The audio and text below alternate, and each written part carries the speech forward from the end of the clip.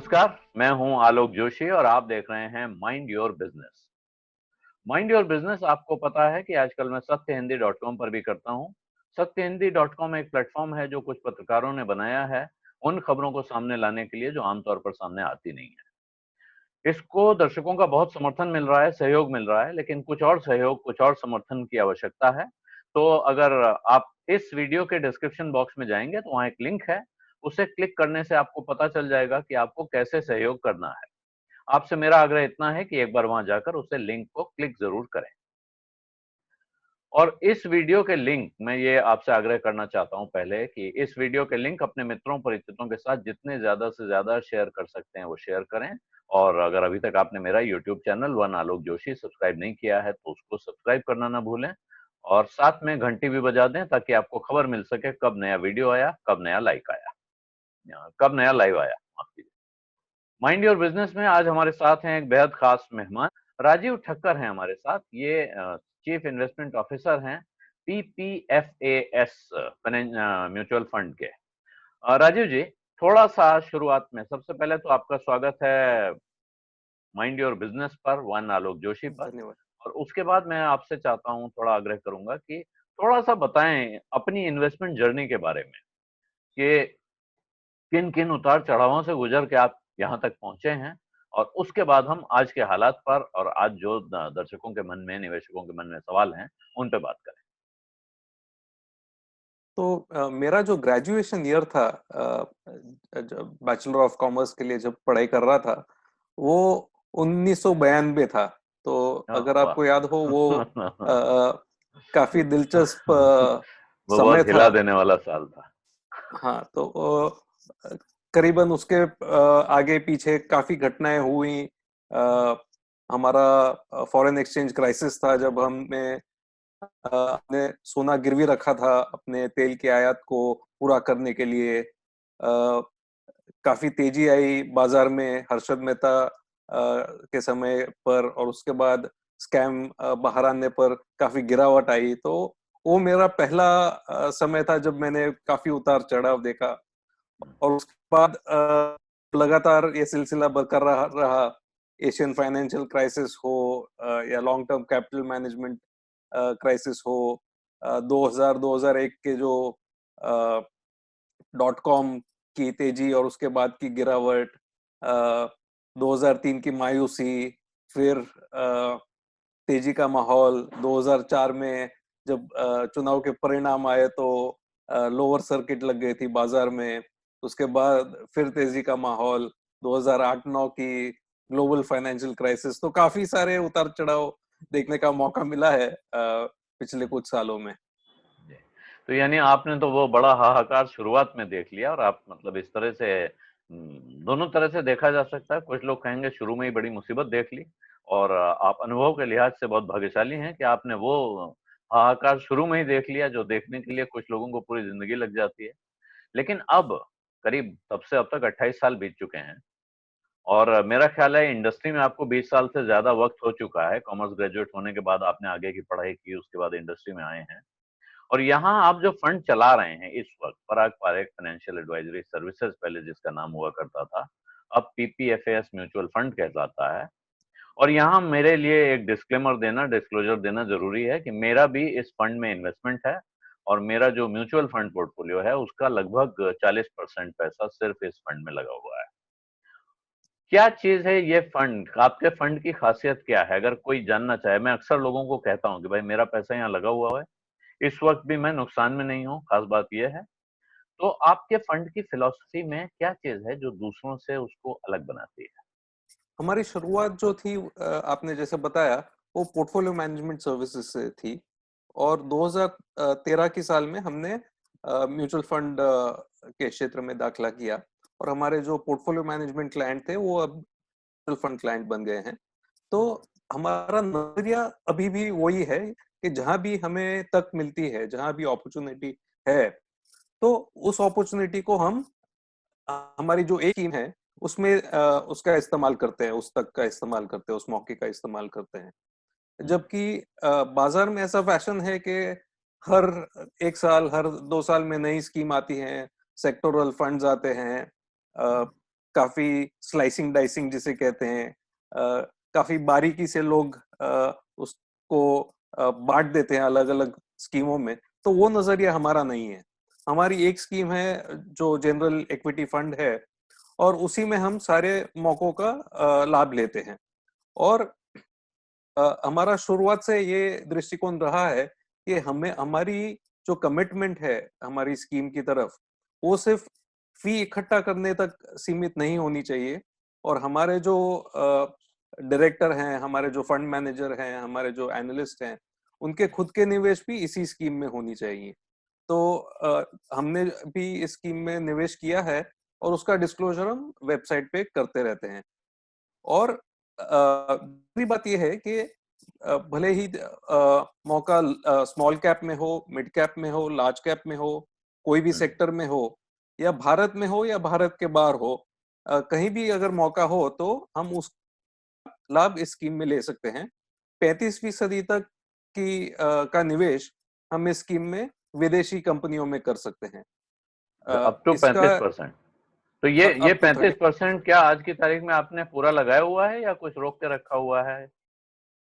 लगभग 32% तक निवेश विदेशी कंपनियों में है, तो काफी करीब है 35% से, और बहुत करीब नहीं जाएंगे 35% तक, तो लगभग पूरा कह सकते हैं। ओके, मतलब उतना तो आप कुशन बचा के रखेंगे किसी भी समय के लिए। हाँ। तो ये जो परिस्थिति है इस वक्त, जिस साल से हम गुजर रहे हैं इतिहास की, आपने बताया 92 बहुत बड़ा हाहाकारी साल था। उसके बाद हमने हर्षद मेहता का कांड देखा, फिर केतन पारेख का कांड देखा, तो बाजार में उतार चढ़ाव, एशियन फाइनेंशियल क्राइसिस देखी। इसके बावजूद जो इस वक्त हम जिस संकट से गुजर रहे हैं, जो कोरोना वायरस से पैदा हुआ संकट है, वो तो इतिहास का सबसे बड़ा संकट बताया जा रहा है। पहले 1930 की जो ग्रेट डिप्रेशन था, मंदी से बड़ी मंदी कहा गया कि वैसी मंदी है, उसके बाद की सबसे बड़ी मंदी। अब बैंक ऑफ इंग्लैंड ने कह दिया है कि जो 1719 में, जो 1709 में ग्रेट फ्रॉस्ट, जो ब्रिटेन के इतिहास की सबसे बड़ी मंदी थी 300 साल में, उसके बाद का ये सबसे बड़ा संकट है। इस भयानक संकट के बीच भी क्या लोगों को शेयर बाजार में, म्यूचुअल फंड में पैसा लगाना चाहिए? सवाल ये है। और क्या आज की तारीख पैसा लगाने के लिए सही है, या जैसा दृश्य दिखाया जा रहा है उसमें सब कुछ बेच के भाग जाना चाहिए? तो सबसे पहली बात तो ये कि मैं ये नहीं मानता कि ये पिछले 300 साल में या पिछले 100 साल में सबसे बड़ी आपत्ति है विश्व पर, या लोग वर्ल्ड वॉर कहते हैं, ये विश्व युद्ध के जैसा माहौल है। लेकिन यहाँ पर एक इंसान दूसरे इंसान को नहीं मार रहा, हम एक दूसरे पे बॉम्ब नहीं डाल रहे हैं, हम फैक्ट्री नष्ट नहीं कर रहे हैं, शहर नष्ट नहीं कर रहे हैं। ये एक बीमारी है। अब बीमारी भी अगर देखें तो काफी हद तक विश्व को सफलता मिली है इसे काबू में लाने पर। हालांकि अभी की परिस्थिति काफी गंभीर है, लेकिन कुछ महीनों में हम इस पे काबू पा लेंगे। तो मैं इतना निराशावादी नहीं हूं कि ये 300 साल में सबसे बड़ी समस्या है। और समस्या में ही जो भविष्य की जो लाभ की अवधियां होती हैं वो प्राप्त होती हैं। अभी जो क्राइसिस, इसमें जो अपॉर्चुनिटीज आएंगी उससे काफी लाभ लेने की अवधि मिलेगी निवेशकों को। तो मेरे ख्याल से इसका लाभ लेना चाहिए, ना कि घबरा कर सब बेचकर बैंक में डिपॉजिट करना चाहिए। तो क्या इस वक्त मौका दिख रहा है, और अगर मौका दिख रहा है तो वो कहाँ दिख रहा है? आप क्या खरीद रहे हैं इसमें?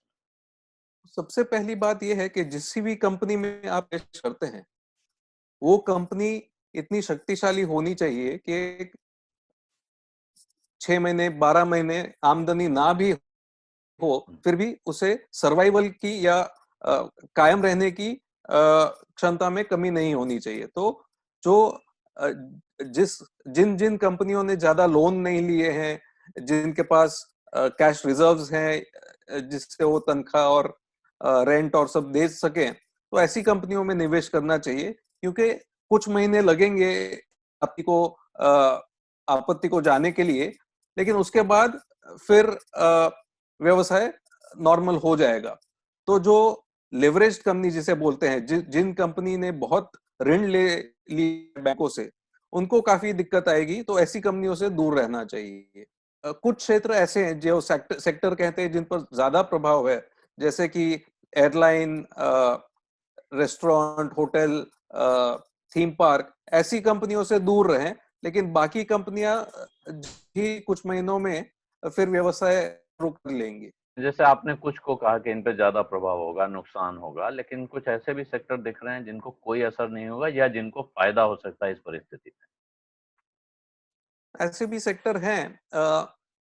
यानी आजकल फैशन बन चुका है कि फार्मा के शेयर लेने चाहिए या एफएमसीजी कंपनियों के शेयर लेने चाहिए।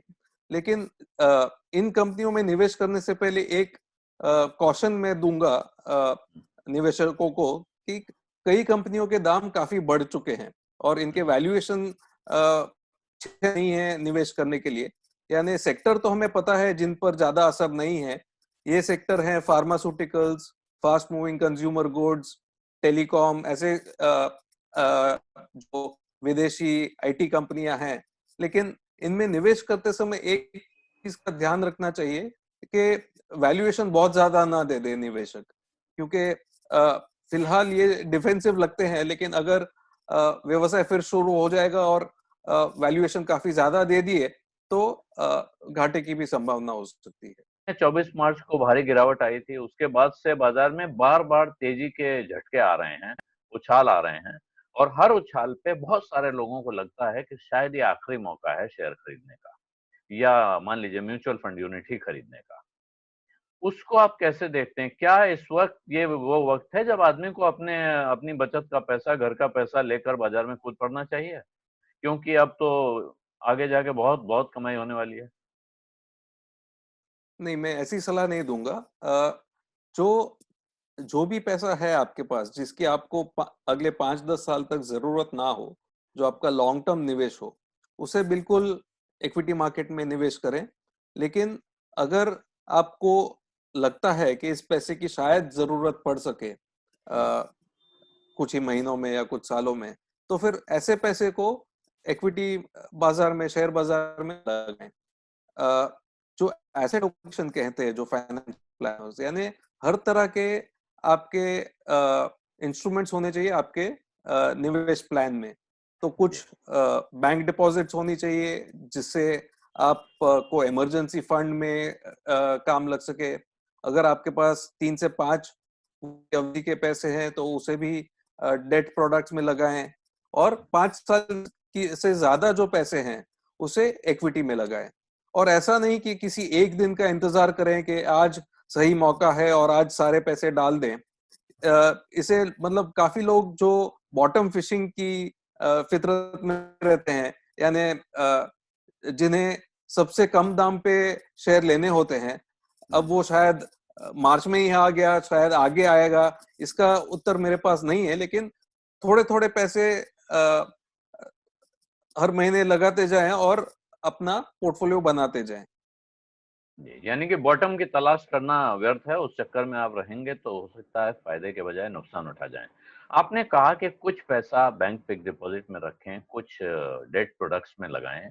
तो एक एक मोटा आइडिया दे सकते हैं कि इंसान को कितना पैसा कहाँ रखना चाहिए, जो अच्छा पोर्टफोलियो एलोकेशन जिसको कहते हैं, एसेट एलोकेशन? तो इस एसेट एलोकेशन में काफी सारे फैक्टर्स होते हैं, काफी सारे चीजों का को ध्यान में रखना पड़ता है।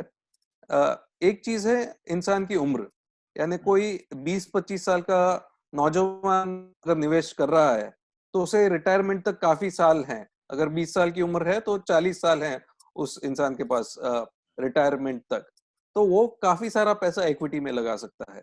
लेकिन अगर कोई 60 साल का आदमी है जो अभी रिटायर हो चुका है और जिसे हर महीने आमदनी की जरूरत है उनके खर्चे निभाने के लिए, तो उनके काफी सारे डेट प्रोडक्ट्स में होने चाहिए। तो सबसे पहला फैक्टर जो है वो आदमी की उम्र का होता है।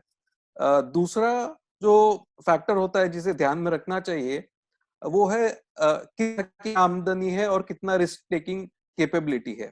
अगर किसी के पास सरकारी या अच्छे निजी क्षेत्र की नौकरी है तो उसे आमदनी में कोई दिक्कत नहीं है। लेकिन अगर कोई इंसान ऐसा है जो छोटा व्यापार करता है या जिसे आमदनी की गारंटी नहीं है, तो उसके थोड़े ज्यादा पैसे इमरजेंसी फंड में होने चाहिए। अगर आमदनी कम हो तो उससे गुजारा किया जा सके। बाकी भी काफी चीजें हैं, रिस्क कवर लेने चाहिए, हेल्थ इंश्योरेंस, लाइफ इंश्योरेंस। तो ये सारे फैक्टर्स नजर में रखते हुए एसेट एलोकेशन करना चाहिए। जी। तो एक और बात आजकल कही जा रही है कि साहब आप पैसा जो बैंक में रखना है या इमरजेंसी फंड का पैसा है, इसको आप या तो बैंक में रख दें या आप लिक्विड फंड में लगा दें। ये लिक्विड फंड को लेके आप कुछ राय देंगे क्या? दूसरे फंड्स के बारे में अगर आप सलाह दे सकते हैं। पीछे मैंने कुछ ऐसे फंड मैनेजर से बात की जिन्होंने मुझे दूसरे फंड्स के नाम लेके सलाह दे दी कि वहां भी आप पैसा लगा सकते हैं। जैसे लिक्विड फंड में पैसा रखना हो, बहुत लोग पूछ रहे हैं, तो क्या वो सुरक्षित है? और लिक्विड फंड कैसे चुनना चाहिए? कौन सा लिक्विड फंड सबसे अच्छा है? तो लिक्विड फंड जो है वो फंड, जैसे कि नाम में ही लिखा हुआ है लिक्विड, यानी काफी जल्द उससे पैसे उठा सकते हैं। तो 7 दिन की अवधि से ज्यादा अगर निवेश करें तो बिना किसी एग्जिट के निवेश उठा सकते हैं। यानी 10 दिन की अवधि के लिए भी पैसे हो तो लिक्विड फंड में उसका निवेश किया जा सकता है। हालांकि ये एक अच्छी कैटेगरी है इमरजेंसी फंड रखने के लिए, लेकिन हाल परिस्थिति को देखते हुए उसके ब्याज दर काफी कम हो चुके हैं। यानी अगर कोई इसमें निवेश करता है तो ज्यादा ब्याज की उम्मीद नहीं रखनी चाहिए। 3.5 से 4% ब्याज मिलेगा, जो ब्याज बैंकें भी दे रही हैं। यानी बैंक से कम ही है फिर तो ये। हाँ, और बैंक में भी अभी पहले 1 लाख तक की इंश्योरेंस थी, गवर्नमेंट गारंटी थी, अभी उसे बढ़ाकर 5 लाख कर दी गई है। तो जो रिटेल निवेशक हैं वो लिक्विड फंड में भी पैसे डाल सकते हैं, बैंक में भी पैसे डाल सकते हैं। ब्याज की दर काफी है दोनों में, मतलब ज्यादा ब्याज की उम्मीद नहीं करनी चाहिए इन फंड्स में। अगर मध्यम अवधि के पैसे हैं और आपको डेट फंड में डालने हैं तो काफी स्कीम्स हैं जहां पर आप निवेश कर सकते हैं। लेकिन जो गवर्नमेंट सिक्योरिटीज और ट्रिपल ए कंपनीज में निवेश करते हैं, ऐसे फंड्स चुने, ना कि क्रेडिट रिस्क फंड या जो फंड काफी ज्यादा जोखिम लेते हैं निवेश करने में। ब्याज की दर थोड़ी कम रहेगी लेकिन सेफ्टी ज्यादा बरकरार रहेगी। जी। ये गंभीर सवाल है। आपने कहा कि जहाँ जोखिम कम हो, गवर्नमेंट सिक्योरिटीज में इन्वेस्ट करते हो, क्योंकि पिछले दिनों डेट फंड्स को लेके बहुत आपको पता ही है, काफी बवाल हुआ है। बहुत से लोग आशंकित हैं। वो कह रहे हैं क्या सारे डेट फंड खराब हैं? उनको ये लगता है, खास तौर पे फ्रैंकलिन टेम्पल्टन के मामले के बाद लोगों के मन में एक नया डर पैदा हो गया है कि हम तो डेट को सुरक्षित समझते थे, और बहुत से लोगों को वो डेट स्कीम जिनको आप रिस्क फंड कह रहे हैं, वो भी उनके एडवाइजर्स ने ये कह के दी थी कि भाई ये डेट फंड है। उनको पता नहीं था कि इसमें रिस्क है, हालांकि कायदे से होना चाहिए था।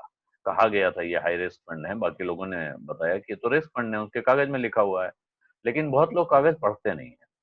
अब प्रश्न ये है कि अगर कोई पढ़ना चाहे तो वो कहाँ पढ़े, क्या पढ़े, और उसको कैसे समझ में आए कि जिस फंड में मैं पैसा लगा रहा हूँ ये रिस्क फ्री है या इसमें बहुत रिस्क है? तो एक तो जो फंड है उसके दस्तावेज आप पढ़े, उनके जो ऑफर डॉक्यूमेंट है वो आप पढ़ सकते हैं, जो इंटरनेट पे उपलब्ध है। अगर वहां ना देखें तो काफी सारी जो एग्रीगेटर वेबसाइट्स जिसे कहते हैं, जैसे कि मॉर्निंग स्टार है, वैल्यू रिसर्च है, मनी कंट्रोल है, काफी सारी म्यूचुअल फंड को लगती वेबसाइट्स है। वहां पर जाके कम से कम उनका पोर्टफोलियो देखें कि आप जिस स्कीम में निवेश कर रहे हैं उसने पैसे किसे दिए हैं। उसने गवर्नमेंट में डाले हैं जो बहुत ही सुरक्षित है, या ट्रिपल ए कंपनीज में डाले हैं, या फिर काफी कम रेटिंग वाली कंपनियों में डाले हैं, जैसे कि A+ और वैसी कंपनियों में। तो जहां तक लोग गवर्नमेंट सिक्योरिटीज और ट्रिपल ए रेटेड सिक्योरिटीज में पैसे डाल रहे हैं तब तक वो ज्यादा जबकि जो A+ और AA कंपनी में डाल रहे हैं वहां ज्यादा जोखिम होता है। अब एक और सवाल आता है कि बहुत इस बीच पिछले कुछ सालों में इस बात को लेकर जागृति हुई है कि आप म्यूचुअल फंड में जब पैसा लगाते हैं तो आप डायरेक्ट लगाएं या रेगुलर प्लान में लगाएं। तो एक रेगुलर प्लान होता है जो आप किसी ब्रोकर के थ्रू जाते हैं, और एक होता है डायरेक्ट प्लान जिसमें बीच में कोई एडवाइजर या डिस्ट्रीब्यूटर नहीं होता है। इन दोनों के बीच में मुझे रिटर्न में क्या फ़र्क मिलता है? आपके रेगुलर स्कीम और आपका डायरेक्ट स्कीम दोनों है, तो दोनों में 10 साल का एवरेज रिटर्न का डिफरेंस क्या आता है? तो ये ऐसी बात है, अगर डायरेक्ट प्लान आप देखें तो वो सीधे केमिस्ट के पास जाकर दवाई लेने के बराबर है। हुँ, अगर आपको पता है आपको कौन सी दवाई चाहिए, जैसे विक्स वेपोरब चाहिए या इनहेलर चाहिए, अगर एकदम ओवर द प्रोडक्ट है और सिंपल प्रोडक्ट है तो उसमें ज्यादा रिसर्च की आवश्यकता नहीं है, ज्यादा सोचने की आवश्यकता नहीं है। हुँ, तो कोई निवेशक अगर लिक्विड फंड ले रहा है या अगर इंडेक्स फंड ले रहा है एक्सचेंज के थ्रू, तो फिर वहां पर एडवाइजर की इतनी ज्यादा आवश्यकता शायद ना भी हो किसी सर्कमस्टेंसेस में। हुँ, हुँ, लेकिन अगर किसी को सलाह की जरूरत है, यानी हुँ। किसी को अगर जनरल प्रैक्टिशनर के पास जाके एनालिसिस करना है, तो उसमें पास जाना नहीं, चाहिए। राजेश जी, मैं एडवाइस की बात नहीं कर रहा हूँ। देखिए, एडवाइस लेना एक अलग बात है। एक एडवाइस लेना है और दूसरा एक डिस्ट्रीब्यूटर के थ्रू खरीदना है। हो सकता हाँ है, जो मैं कहा भी जाता है कि आप एडवाइस किसी ऐसे प्रोफेशनल से ज़रूर ले लें, जो आपसे फीस लेता हो, जिसको आप फीस दें उसकी एडवाइस की। लेकिन उसी आदमी से अगर आप एडवाइस लेंगे, जो पुरानी परंपरा भारत में चली आ रही है, हमारे घर में एक इंश्योरेंस एजेंट साहब आते थे, वही सलाह भी दे देते थे और वही पॉलिसी भी दे देते थे। इसको बहुत से लोग कहते हैं कि ये ठीक नहीं है। हालाँकि बहुत कई मामलों में अच्छा भी होता होगा, लेकिन वो कहते हैं कई बार आदमी अपने कमीशन के चक्कर में आपको गलत स्कीम बेच देता है। तो मेरा मानना है, अगर सलाह मैंने ले ली किसी से, इसके बाद मैं तय कर लिया, उस सलाहकार की सलाह से भी तय कर लिया, इसके बाद मैं रेगुलर प्लान में जाऊँ या डायरेक्ट प्लान में जाऊँ, तो इन दोनों से मेरे रिटर्न पे कितना फ़र्क पड़ जाता है। बिल्कुल। तो सबसे अच्छी बात तो ये होगी अगर निवेशक एक चेक लिख दे फाइनेंशियल एडवाइजर को और फाइनेंशियल एडवाइस ले ले, और फिर बिना कमीशन वाले डायरेक्ट प्लान ले ले। ये एक हुँ, अ, जी। पर्याय है निवेशक के पास। दूसरा पर्याय ये है कि बिना कुछ एडवाइस लिए डायरेक्ट प्लान ले ले, हुँ, जिसकी सलाह मैं नहीं देता। अभी जी। आपने एक प्रश्न पूछा, फर्क कितना होता है डायरेक्ट प्लान और रेगुलर प्लान में। तो हमारी जो इक्विटी स्कीम है उसमें हुँ, फर्क 85 पैसे यानी 0.85% का फर्क होता है पर एनम, जी। एक्सपेंस रेशियो में या रिटर्न हुँ, में, जी, डायरेक्ट प्लान और रेगुलर प्लान के मुकाबले। जी। डेट फंड्स और लिक्विड में उसकी मात्रा जाती है। तो हमारा जो लिक्विड फंड है उसमें फर्क 0.1% का है। हुँ, लेकिन मैं ये बात भी बता दूं कि कुछ लोगों में ये रेजिस्टेंस होता है, या मनोवृत्ति ऐसी होती है कि वो अलग से फी नहीं देना चाहते एडवाइजर को। हुँ, तो ऐसी हुँ। स्थिति में रेगुलर प्लान लेना बेहतर है, ना कि बिना जाने या बिना कुछ सोचे समझे डायरेक्ट प्लान ले लें वो फी बचाने के चक्कर में। लेकिन अगर गलत स्कीम ले ली या अगर हुँ। गलत प्रोडक्ट ले लिया तो उसकी हानि काफी ज्यादा हो सकती है। तो अभी जो कोरोना का संकट का हाल दिख रहा है, आपको क्या लग रहा है, कितने समय में हमको तस्वीर साफ दिखेगी? और अभी लक्षण जो दिख रहे हैं कि लॉकडाउन धीरे-धीरे खोलने की, रिलैक्स करने की तैयारी हो रही है। तो जो भारत के बिज़नेसेज़ हैं, ख़ास तौर पे भारत के, इसलिए कह रहा हूँ कि हमें सीधे भारत में इम्पैक्ट आना है, वो कब तक वापस पटरी पे लौटते दिखते हैं? अगर सब कुछ खुल गया, इसके बाद भी जो सबसे अच्छी कंपनियाँ हैं, वो कब वापस अपने पूरे फ्लो पर आ पाएँगी? ये अलग अलग कंपनियों पे निर्भर करेगा, क्योंकि उनके उनकी फैक्ट्री और प्लांट कहाँ पर हैं, उनके सप्लायर कहाँ पर हैं। अभी कोई मोटरसाइकिल कंपनी हो, एक कंपनी के फैक्ट्री ग्रीन जोन में हो और दूसरी कंपनी के फैक्ट्री रेड जोन में हो, तो काफी फर्क रहेगा कौन सी फैक्ट्री जल्द शुरू होती है, कौन सी फैक्ट्री देर से शुरू होती है, और किस तरह का बिजनेस है उस पर भी निर्भर करेगा। अभी एयरलाइन जैसी जैसे क्षेत्र में काफी ज्यादा समय लग सकता है, क्योंकि सोशल डिस्टेंसिंग की वजह से वो कम सीट भर पाएंगे और लोगों में भी भय बना रहेगा मुसाफरी करने के लिए, तो उन पर काफी ज्यादा समय तक असर रह सकता है। जबकि कुछ मैन्युफैक्चरिंग क्षेत्र की कंपनियां हैं, उनका व्यवसाय जल्दी शुरू हो जाएगा। तो अभी लोग जो कह रहे हैं बसों ट्रेनों में ना जाएं, खुद हुँ, के मोटरसाइकिल या कार में जाएं, तो शायद कार सेल बढ़ सकते हैं, टू व्हीलर सेल बढ़ सकते हैं। तो ऐसे क्षेत्रों में शायद रिवाइवल जल्द हो जाएगा। अब ऐसा लगता है कि बाजार काफी गिरा हुआ है, लेकिन क्या अभी ये डर बाकी है कि अभी बहुत बड़ी गिरावट और हो सकती है, जिसका प्रेडिक्शन बहुत सारे लोग कर रहे हैं कि अभी तो कुछ नहीं हुआ है, अभी बहुत कुछ हो सकता है। तो बड़ी गिरावट आ भी सकती है और बड़ी बढ़त भी आ सकती है। यानी जो नजदीक समय में जो प्रेडिक्शन है वो कर पाना बहुत ही मुश्किल है। अ, मार्च में तो ऐसा लग रहा था कि बढ़त आएगी ही नहीं, और अप्रैल में जो बढ़त आई उसे काफी लोग सरप्राइज हो गए हैं। तो मैं प्रिडिक्शन नहीं करना चाहता, शायद गिरावट आ सकती है, नहीं भी आ सकती है, लेकिन जो चुनिंदा कंपनी है जहां पर वैल्यूएशन अट्रैक्टिव है उसे अगर लेके रख दें और उसे 5 साल से ज्यादा तक निवेश करके रखें तो लाभ होने की शक्यता ज्यादा है। तो ये जो आप कह रहे हैं चुनिंदा कंपनियां, इसमें इस समय जो इंडिविजुअल इन्वेस्टर है उसको क्या स्ट्रेटजी क्या अपनानी चाहिए, कैसे वो काम करे, कैसे चुनेगा और कब तक के लिए रख देगा, और ऐसे में गिरावट आ गई तब क्या करेगा? तो अगर खुद रिसर्च करने की क्षमता है तो इंडिविजुअल स्टॉक्स ले, अगर नहीं है तो म्यूचुअल फंड में निवेश करें। तो म्यूचुअल फंड में अगर कोई एक स्कीम लेता है तो अपने आप 25-30 कंपनियां तो कम से कम आ ही जाती हैं उनके पोर्टफोलियो में। अगर टाइमिंग करने की क्षमता नहीं है तो फिर हर महीने कुछ कुछ निवेश करते जाएं सिस्टमैटिक इन्वेस्टमेंट प्लान के माध्यम से। और अगर आपने एक दिन में निवेश नहीं किया है और अगर आपने निवेश का जो अमाउंट है, जो संख्या है, उसे स्प्रेड कर दिया है 1 साल पर, मतलब 12 किस्तों में, 12 महीने की किस्तों में, तो फिर आपको भय नहीं रहेगा गिरावट का और बढ़त का। आप रेगुलरली अगर निवेश कर रहे हैं तो आपको वो चिंता नहीं सताएगी।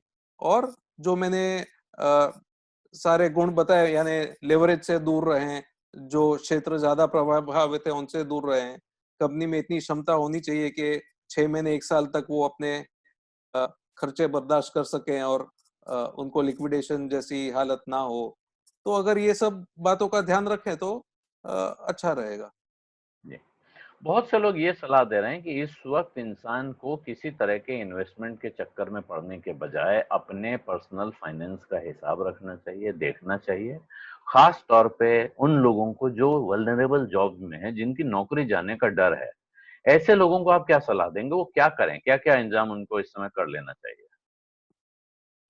तो मेरे ख्याल से हर इंडिविजुअल को, हर हर फैमिली के पास इमरजेंसी फंड की मात्रा होनी चाहिए। हुँ, अगर आपकी सरकारी नौकरी है और निजी क्षेत्र की नौकरी है और आपको ज्यादा टेंशन नहीं है अपने व्यवसाय का या नौकरी का, तो इमरजेंसी फंड की मात्रा कम हो सकती है। अगर आप डेली वेज अर्नर हैं या अगर आपका छोटा कारोबार है जो बंद पड़ा हुआ है, तो आपको इमरजेंसी फंड की आवश्यकता ज्यादा है। तो ऐसे लोगों के पास 6 महीने के खर्चे के लिए पैसे होने चाहिए इमरजेंसी फंड में, और उसके बाद ही जो ज्यादा रकम है उसे निवेश करें। आपने जो जैसे अब जब आप एक फंड मैनेजर के तौर पे बैठते हैं, आपके पास बहुत से लोगों का पैसा है और जैसे आपने बताया कि आप उसे अपना पैसा समझते हैं क्योंकि आपका अपना पैसा भी वहाँ लगा हुआ है। तो उसमें से कितना पैसा आपने लगा रखा है, कितना रोक के रखा है, क्या सोच रहे हैं? क्या ये वक़्त अभी काफ़ी पैसा रोक के रखने का है, धीरे-धीरे लगाने का मौका मिलेगा? या अब वहाँ पहुँच गए हैं जहाँ बहुत ज़्यादा पैसा डिप्लॉयड होना चाहिए मार्केट? हमारा जो फंड है उसमें ज्यादातर डिप्लॉय हो चुका है। यानी हमारा लेवल अभी 3% है, 3% है पूरे पोर्टफोलियो का। यानी ज्यादातर पैसा हमने स्टॉक्स में लगा दिया है। इसका अर्थ है आप ये उम्मीद कर रहे हैं कि अब बाज़ार यहाँ से बहुत कम गिरने की संभावना है। ये तो कह पाना मुश्किल होता है, लेकिन हम अभी 2017-18 में जब वैल्यूएशन थे तब हम 30% तक ज्यादा कैश में थे। हुँ। और अभी जब वैल्यूएशन कम दामों पे है, वह कम है, अगर वैल्यूएशन अट्रैक्टिव है तो हमने पूरे पैसे लगा दिए हैं। तो बाजार गिरेगी कि नहीं गिरेगी इसका अनुमान लगाना बहुत मुश्किल है। बॉटम पकड़ पाना नामुमकिन के बराबर है। तो जब अट्रैक्टिव होती है तो हम निवेश कर लेते हैं जी। हमारे जो एक्सेस कैश है। तो आपने जैसे बताया कि लगभग 30% आपके पास विदेशी पैसा, आपने विदेशी कंपनियों में पैसा लगा रखा है। तो आपको क्या लगता है कि आगे जो रिटर्न आने वाला है वो आपको विदेश से ज्यादा आएगा या भारतीय कंपनियों से ज्यादा आएगा? दोनों जगह की कंपनियां अट्रैक्टिव हैं, लेकिन विदेश में कुछ ऐसी कंपनियां मौजूद हैं जो भारत में नहीं है।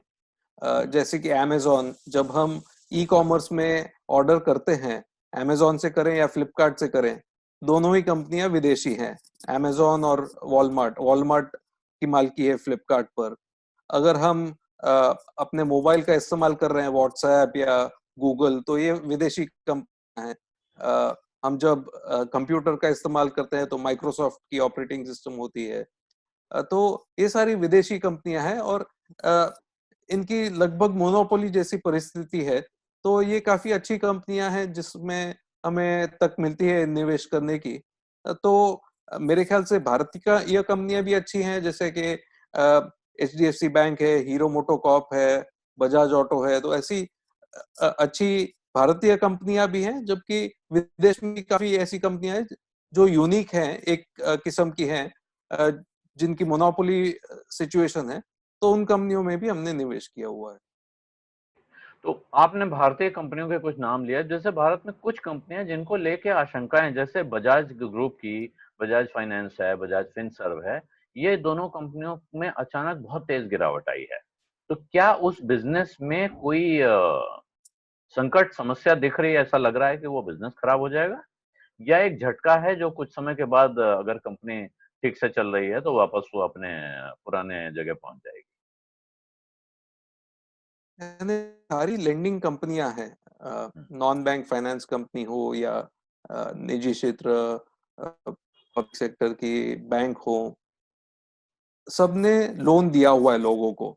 और अभी की जो परिस्थिति है जहां पर लोगों की तनख्वाह नहीं आ रही है या लोगों के व्यवसाय बंद हैं, लोगों के धंधे बंद हैं, तो इनको ब्याज और मुद्दल आने में कुछ तकलीफें हो सकती हैं।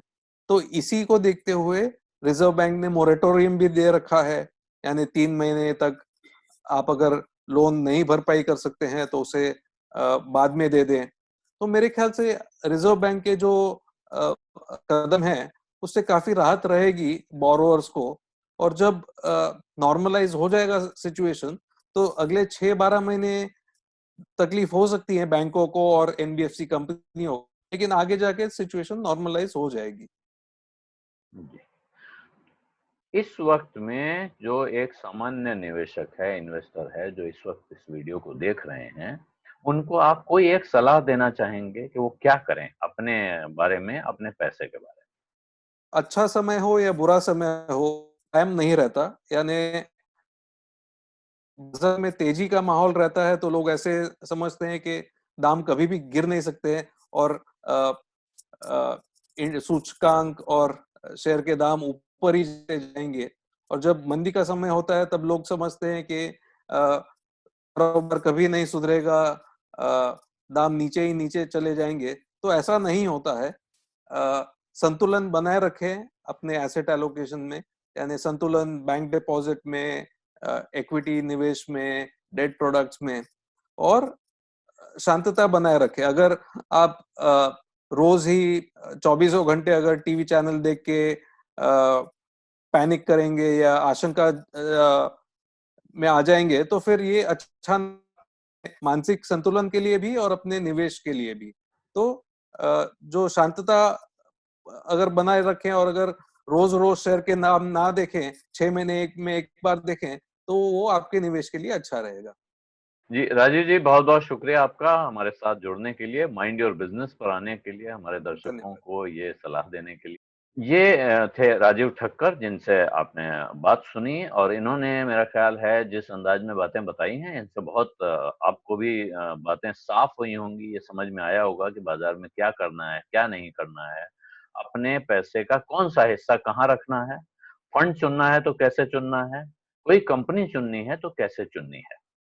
माइंड योर बिजनेस का ये एपिसोड आपको कैसा लगा ये बताना मत भूलिएगा, डिस्क्रिप्शन में कमेंट कीजिए, और इस वीडियो के लिंक अपने उन मित्रों परिचितों के साथ जरूर शेयर कीजिए जिनके बारे में आपको लगता है कि वो इस वक्त इन सवालों से जूझ रहे हैं, जो सवाल हमने यहाँ पूछे हैं, जिन्हें इस वक्त अपने पैसे का इंतजाम करने के लिए एक भरोसेमंद मददगार सलाहकार की जरूरत है।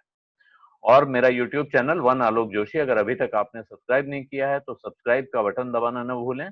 साथ में घंटी बजा दीजिए, यानी नोटिफिकेशन आइकॉन को भी क्लिक कर दीजिए, ताकि अगला वीडियो आने पर या नया लाइव आने पर आपको खबर मिल सके।